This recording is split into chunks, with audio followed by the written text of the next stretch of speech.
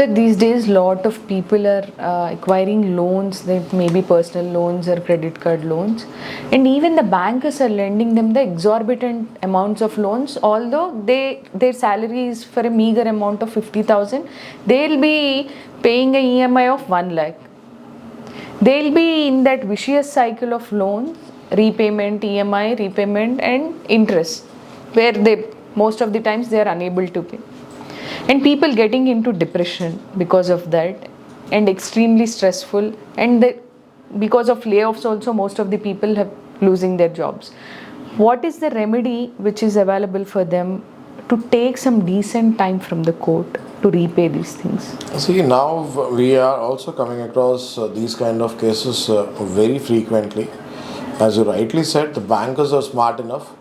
They are lending the money.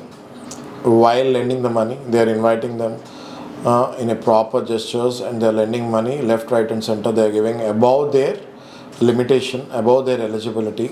Sometimes they are going above the deviations, and they are really funding a lot to them, where in turn they are unable to repay it in terms of EMIs. So let us take an example of a person who is earning a lakh per month, and he's been offered 50 to 60 lakhs of loans from various financial institutions, wherein the EMI is turning up to 1.5 to 2 lakhs per month. When his salary is itself is 1 lakh, how can he repay 1.5 to 2 lakhs? He is trying to borrow the money from the bankers to clear the debts of other banks. And this is becoming a vicious cycle, as you rightly said. So now how will a customer pay these EMIs continuously, because it keeps on increasing every quarter if he keeps on taking loans from different financial sectors. And now NBFCs are so many in Hyderabad. Now since we're talking about this region, there are so many NBFCs in Hyderabad. If you compare to last 2 decades and 1 decade, it has compounded at least 3 to 4 times from last 1 decade. That means I think close to 30 to 40 NBFCs are operating in the state, which are funding very aggressively in the market.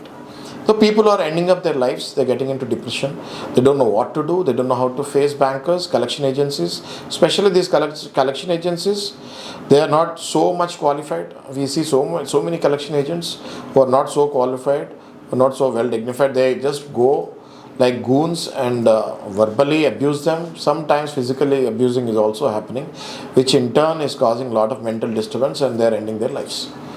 So the only solution for the people, for the victims, is approach a good advocate, go to the court, try to take some time for the settlements, and then slowly sit with these bankers after 6 months or after 7 months. Try to discuss with them, try to explain them about your current problems, loss of job, loss of health, or any other family disturbances. Try to convince them and go for the settlement and close your loan case and come out of this headache once and forever. And do not fall into this vicious cycle once again. Okay, sir.